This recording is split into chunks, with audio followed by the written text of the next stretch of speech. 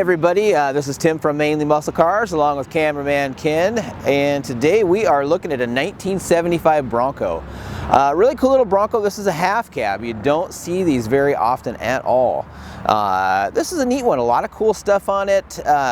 Just a really unique looking Bronco. It runs good. It drives good. It is good.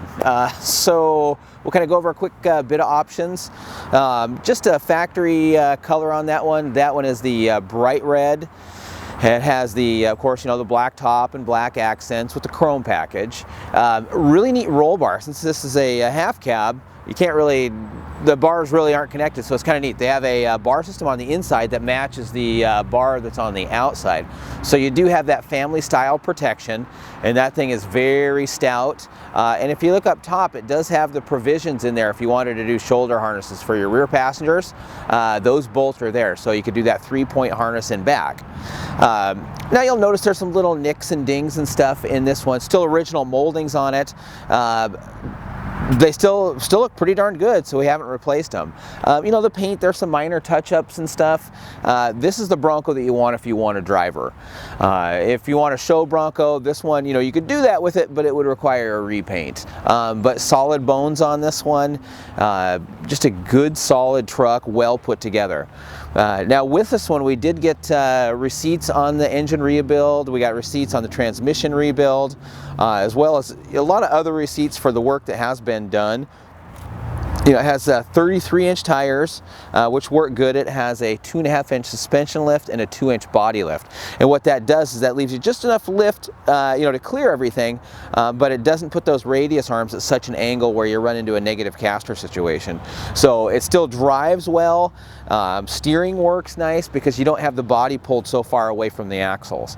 Now it does have lowered mounting setup for that track bar, which you do need, so it lines up with the steering linkage. So it does drive nice, tracks nice. Just a good solid truck all around.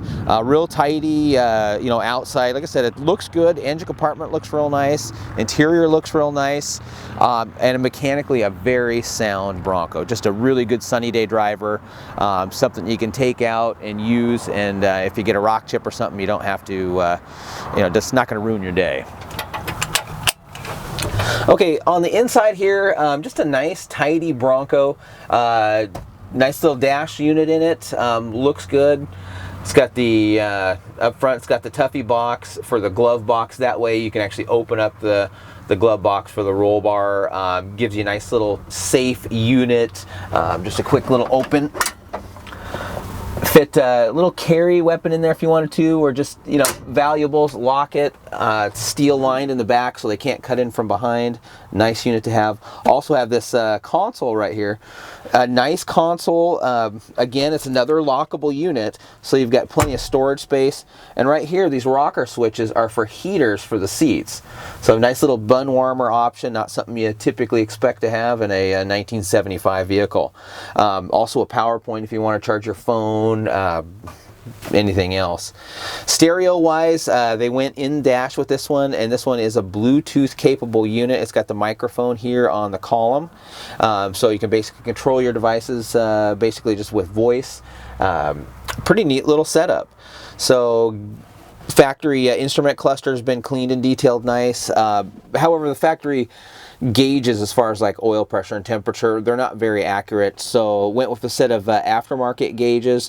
And this one has temperature for the engine, it's got oil pressure for the engine, of course it's got volts for charging, but it also has a temperature gauge for the transmission, which if you're going to be off-road, that's a big deal, because sometimes you can overheat that transmission and you don't know it, and you overheat that one. It's as bad as overheating your engine. So that's a really nice gauge to have. Not a lot of people think about it. As far as a heater gauge, they kind of pull in and out, which isn't normal to do that easily. Heater works nice. Heater's been upgraded with a General Motors style heater motor, which is a nice conversion in these. It gets a higher performance setup, a little more aggressive on the cage, a lot more air, and especially with this being a small cage, you can heat yourself right out of here. This one came from a very cold eastern Washington, so a very cold part of the state, and he said that it would literally chase you out of here, so you can't stand to have the heat on full. Bun warmers to boot, nice setup. But anyway, Fired up, runs like a champ. Just a little bit larger cam, he said. We do have, again, all the paperwork on the engine, but it runs well. It's not a big lope to the idle. Still is going to produce plenty of vacuum for those power brakes, which the power brakes really are a must-have in this unit. So good setup all around. If you want a driver and you don't want to spend that 40 grand, this would be a really hard unit to beat. Steering is really nice. It's just a very low effort, and thanks to those 33-inch tires, they don't run into the radius arms, so you have that turning radius, which Broncos are just famous for, because you can turn this thing on a dime.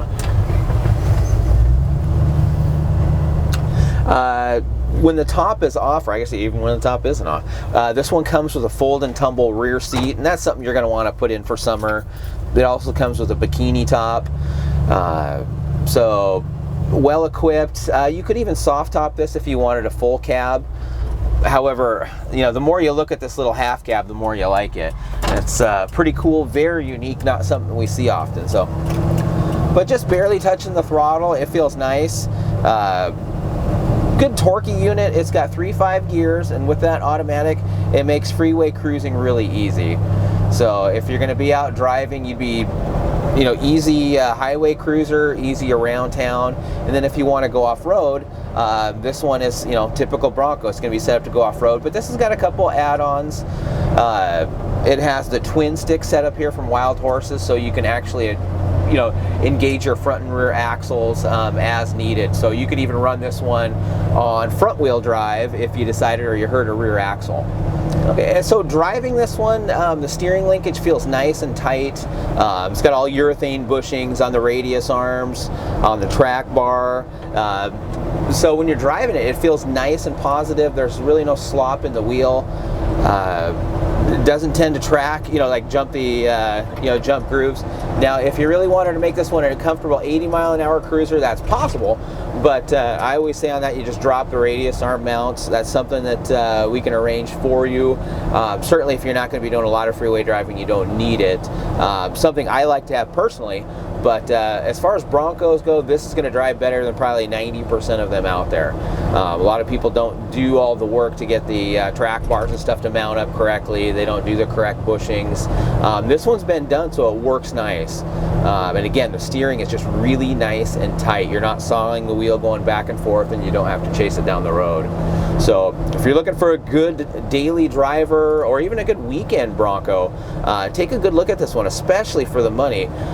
You could never buy one and build it and get it to this point for this money. It's just, we've tried it and it doesn't work. So anyhow, any questions, give us a call, 360-863-2241, or visit us on our website at mainlymusclecars.com. Thanks.